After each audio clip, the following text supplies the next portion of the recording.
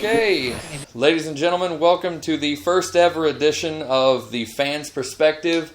I am the AA Ron. And I'm Westicles. And we are going to talk to you today a little bit today about DC and the direction of their TV franchises and the characters therein. Let's start off with one that everybody should be familiar with by now. Let's talk about Arrow. That show is awesome.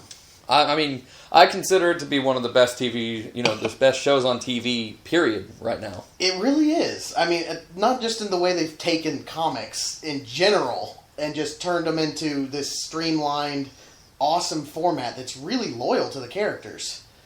It's extremely entertaining, very good action, very good storylining. Well, it's just brilliant TV. Yeah, it's just brilliant TV. I mean, if you take a look at the big shows that are on right now, and that's including HBO shows, we had Dexter for a while, that's gone now. But, Game of Thrones, that's I think unanimously considered probably the best show on TV right now. Yeah, and rightfully probably. so. Rightfully so. Then you have, it just trickles down from there. Me personally, I put Arrow in my top 5 TV shows. Yeah, especially after that season 2. Right, especially the finale. So good. If you're not familiar with Arrow, spoiler alert.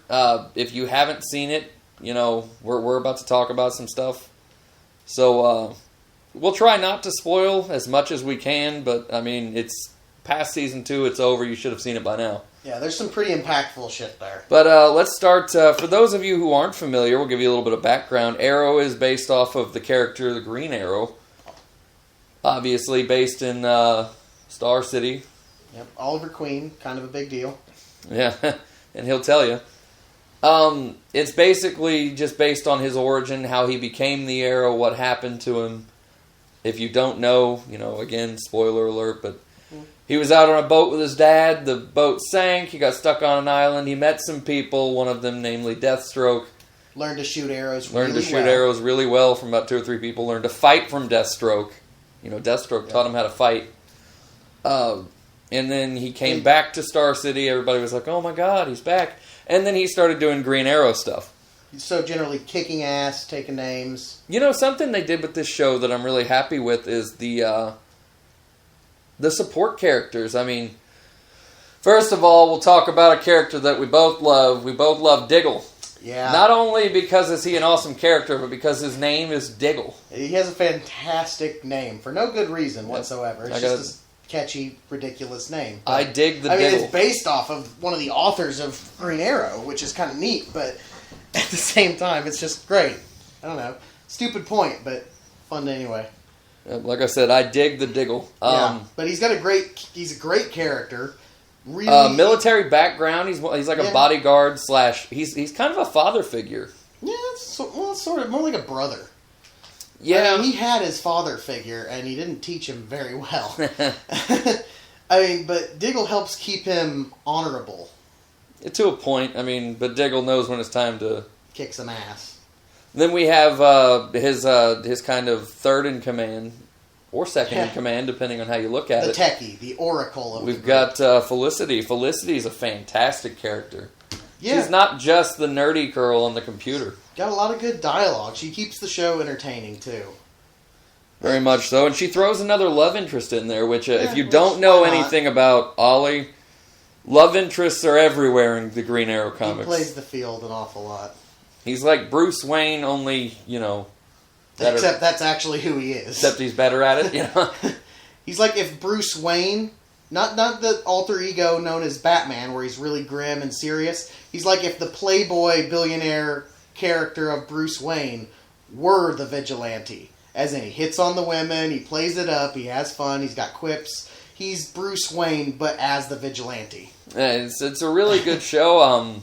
They keep bringing in, they even make second-rate villains look good in the show. Yeah, they actually have taken a couple of really low-key villains. Deadshot is... Deadshot's more of a main one now, especially since the Suicide Squad stuff. Yeah, but I don't really consider him a high-end villain. He doesn't do anything but shoot very well. Yeah, and another one of those, Bronze Tiger. Yeah, right, Bronze Tiger, which, by the way, shout out to Michael J. White. Kicking ass in another comic book movie, or show, I guess, this time.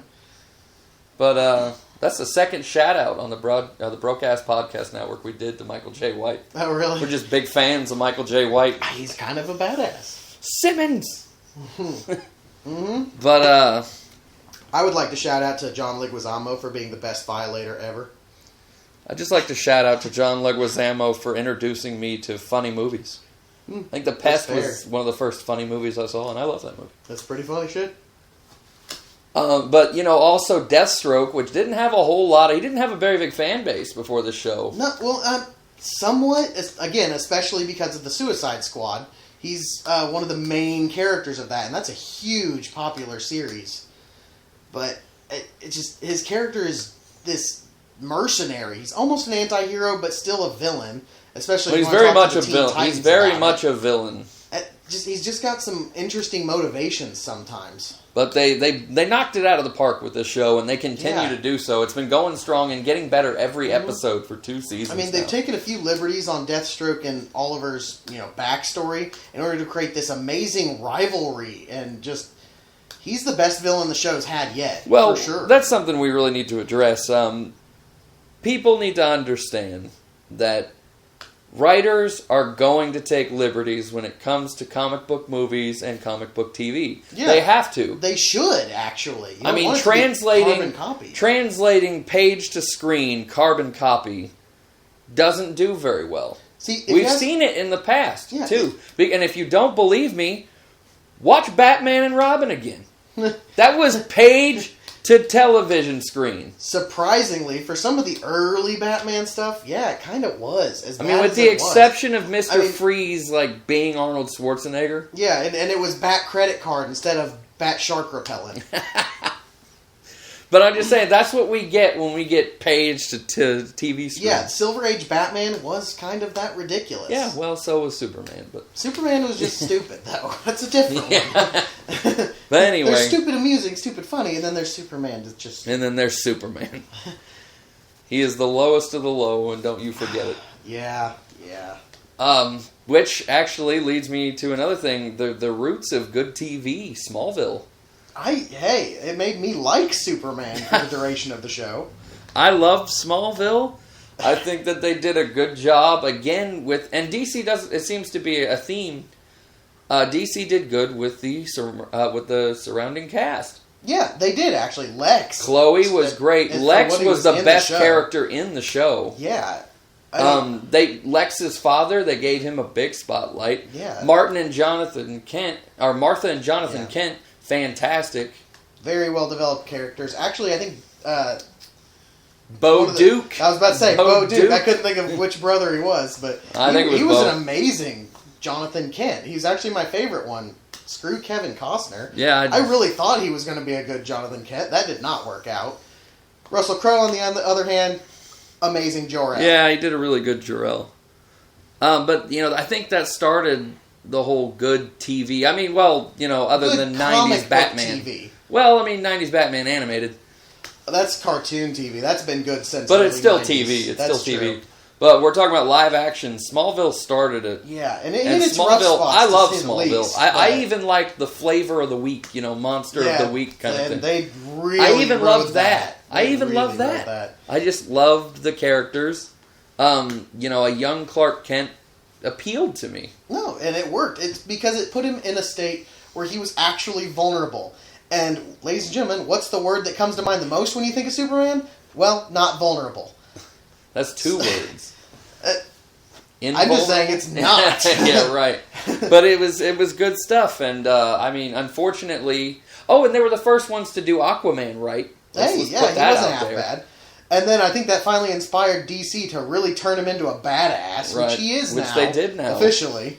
He does more than just talk to fish now. Yeah, he kicks more ass than a lot of heroes. But that started it, and then we got, now we have Arrow, and The Flash is coming up, which I'm super excited about. Which is actually direct spin-off from Arrow. They introduced Barry Allen as a character this season. Great 2 episodes that he was in. And set him up to get his powers, and soon enough, we're actually going to have a whole series. We're going to have a Flash, and then they're going to release Arrow alongside Flash. So there's supposed to be some crossover, too. Right, which is even better. So, and then we have something that I think every DC comic fan is looking forward to, because everything Batman is looked forward to. Naturally. I mean, as well it should. We've got Gotham. Gotham's coming up. Looks like it's going to be fantastic. I mean, it's going to mostly follow Jim Gordon. Yeah, a lot of people For are those complaining of about you that, who but- think that it's going to follow Bruce Wayne, it's not going to. No. It's going to primarily follow Jim Gordon. Who is also a great character, I might add. And it's supposed to follow Gotham. Honestly, one of the biggest characters But here's the thing, in though, Batman too. is Not Gotham. only Jim Gordon, but it's going to follow a young Jim Gordon. Yeah, it's going to be his evolution to the commissioner we know.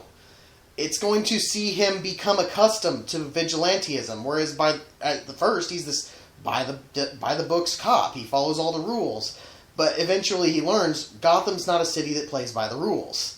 It's going to be very interesting to see him finally evolve into someone who could accept someone like Batman. Well, right, and then Jim Gordon is one of the most interesting characters, I think, in the whole DC universe, because He's Gotham, probably the best support character. Gotham changes people. We've all seen that. Jim Gordon is one of the only figures in Gotham who has been able to evolve and not lose his fucking mind. Yeah. Honestly, Think of all the nitty-gritty shit that Jim Gordon has been. Like, his daughter has been paralyzed. He's been half beaten to death. His kids have been taken. His wife has been shot. You know, he's had a fun life. He's seen his kids dangled from cliffs, and he's the same guy. Yeah, and he's still this actually pure driven cop. Right. He wants all he wants is what's best for Gotham, which for somebody to stay in that kind of a shithole. Yeah, and because Gotham is a shithole. Yeah. If you ask me, Ra's al Ghul has it right. Like, you Blow can't, that bitch up. You can't save Gotham. It's impossible, especially since Batman, being the lunatic that Batman is the one trying to save it. Yeah, the Bat family, they are almost as insane as the criminals they put away in their own ways. Not so much as Batman and Joker, they are equally as insane as one another, which is just too crazy to think about. Right, ironically. Yeah, that's a whole new podcast. Yeah. But I'm looking forward to the show. So far, who we've got confirmed, obviously Bruce Wayne's going to be in it. Oh, yeah. We've got Jim Gordon, we're going to have Alfred, we've got Poison Ivy, we've got Catwoman. Penguin. They've Penguin's announced the apparently going to Penguin. be main villain Yeah, style they've for announced the first season. Well, he was. Think about young Batman. He was the main villain. It's also going to be like the origin story for all these other villains. Well, see, that's the beautiful part. We're going to get the origin stories of all these characters. Yeah, all the characters they've announced we're basically going to hear the whole origin from the start, told in this new comic style TV show. And like, let's put this out there too. In Gotham, Batman's gonna be in this. He's going. It's him becoming Batman. It'll end that way, but I think it will. What it'll probably end up doing is it will finish the run of Gotham after who knows how many seasons. 5, 6. That sounds like a good run. I expect a good five season. Yeah, that sounds like a great show. run. And then turn it into a young Batman show where he has gone away and he's come back and he's now starting to be this vigilante. Right. Batman year 1, if you will. Right. Well, that's what I think that's what we're all hoping for. Or at least I hope that's what we're all hoping for. I think it is. I know I am. But we've got all these villains who have been announced, and they're announcing more. It seems daily. Yeah, and they've confirmed Joker. They haven't announced when he's going to show up, how he's going to show up, none of that. But Joker obviously has to be in it anyway. But they haven't cast him. No, They haven't announced any storyline plots or anything. and they haven't announced any origin on how they're going to deal with it. I hope they go Killing Joke. I hope they do that verbatim. The Killing Joke verbatim right at the start? No, no, absolutely really? not. Like, I think that's what they should do. Introduce the Joker as a maniac from the start. Maybe say have Jack White show up as a failing stand-up comedian in an early episode. I don't know, and then later in the series, after the Not have him Joker be the has Red Hood? appeared, have it be this delightful origin with the Killing Joke story from the Joker's perspective, like the book is. Do you not want them to do the Red Hood? That is the Killing Joke's origin. Well, I mean, it starts with him as the failed comedian. Well, right. And then he poses as the Red Hood for a job to try and pay for his pregnant wife. And then naturally everything goes batshit crazy awful. I like the pun. Yeah, they happen. Yeah. Everything plenty goes south Westicles. and he just loses it. and then it's got this wonderful story that would involve all the characters and turn up a couple of new ones. See, I'm hoping for something along those lines. I'm hoping that they make these characters interesting, though. Yeah. Like, I don't want the same Catwoman that we've been seeing. I don't want the same Poison Ivy. I don't even necessarily want the same Joker. No, that's the thing about Joker, too. He's the most flexible and brilliant villain ever created. But I want them to not show Cobblepot as this whining little fat man. Doesn't look like they're going to. I hope not, because it looks like they're building him up to be this true crime boss. Cobblepot is a true, shrewd businessman crime boss. He's the Dawn of Gotham. Right. That's what he is. Business is his... I mean, he owns business. He is the Godfather. He owns 90% of the crime that happens in the city. The rest is other supervillains. But he owns arms trade, everything. He controls Gotham. And does it without getting caught normally. Right, him and Black Mask are just kind of at the forefront. Mm-hmm. Like, they have their own personal private armies. Armies big enough to take on Gotham if they wanted to. Yeah, but they'd rather make the money. Well, yeah, why own a city when you can own it without anybody knowing it? And that's the whole point of the characters like Black Mask and Cobblepot. You know, Penguin, for those of you who don't know, his name's Cobblepot. But I'm hoping that this show is like Arrow in a sense that it's as good as Arrow. Like, I hope that the writers take off. Oh, yeah. I think a lot of shows should take note from Arrow. Especially ones with a source material. For those of you who haven't seen, we're going to jump ship here a little bit. For all of you magical fans out there, John Constantine. Yeah, the character Constantine is getting his own show. This is a good year for DC Universe Comics. Yeah, Constantine is getting his own show. Everyone's favorite British sarcastic asshole of a magician is going to be on TV. Not smoking, apparently, which I don't know what to think about that yet, honestly. Yeah, me neither. With any other character, oh, good, they don't smoke. That's not a big deal, right? Constantine has a that's all he does is storyline involving his smoking. So it's kind of hard you think that's our whole fucking politically correct bullshit system we got going on? I'm certain that it is, actually. But that's the thing that doesn't make sense to me. They won't creatively, how do you think that hinders the show? I don't know how I know that, first of all, I know that the show's not out yet. We haven't seen anything. It honestly just depends on the writers. There's obviously 1,001 ways they could try to spin it differently so that they can explain away how the storyline works without smoking being the vice. Yeah, I guess, but can he drink? Are they going to let him drink? I mean, is he going to get liver cancer? I don't know. I feel like the drunk is overused in shows. Well, right, but I mean, if they won't let him smoke, they're not going to let him do any hard drugs. They got to figure something out with that. Or maybe it'll just be something awful. Supernatural. Maybe he'll get AIDS. I don't know. Maybe he'll sleep with too many women and he'll get AIDS. I don't know. Sound like something that could happen for him. I mean, there's ways they can do it, but we were talking about this a little bit earlier. Smoking, it's so minor. Yeah. It's so minor of a character trait. But you never really notice how big something is until they take it away. And they're taking away smoking, which makes you think, wow, it means he can't get lung cancer, which means he can't... I mean, unless he's already going to have lung cancer and he's quitting smoking. Just get lung cancer, but that's not going to have near the character impact in the books just because it wasn't his fault that he got it. In every single fucking comic thing you see him and he's smoking, he's always smoking. He is probably the only character in any series ever, honestly, that I can say smoking seems kind of like an essential character trait. Right. Anyone else, you could take it away and I wouldn't think much of it. But they're taking this away. I mean, if you took smoking cigars away from Wolverine, it wouldn't be a big deal. No, not at all. Because it's just okay, well, he's not smoking, but he's still slicing motherfuckers up. Yeah. I guess with Constantine, it's he's not smoking. I mean, I guess he's still going to be, blasting demons to hell and shit like that. But it's smoking is just kind of his thing. It's part of his charm, It's not just part of his charm, too.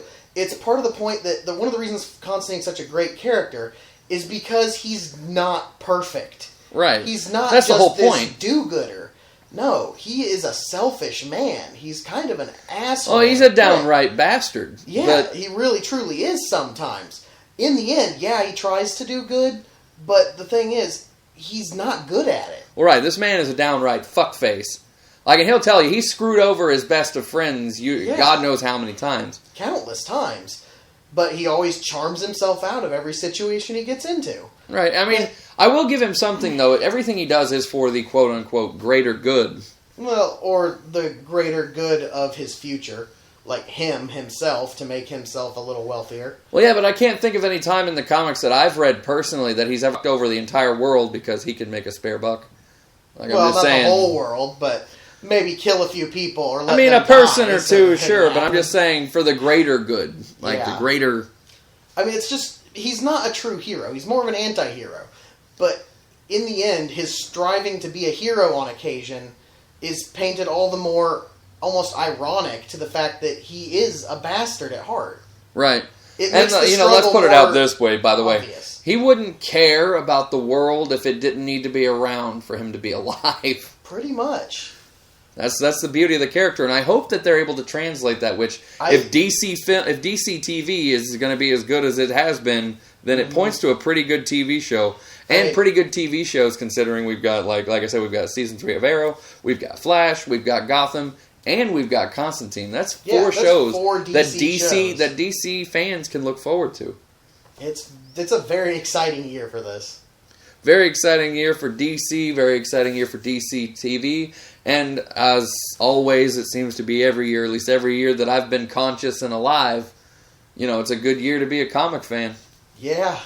Well, the 90s were a great year for the issues, or a great time for the issues, and now we've got movies and TV shows that are constantly coming out, and then the comics are like at an all-time high, I swear it.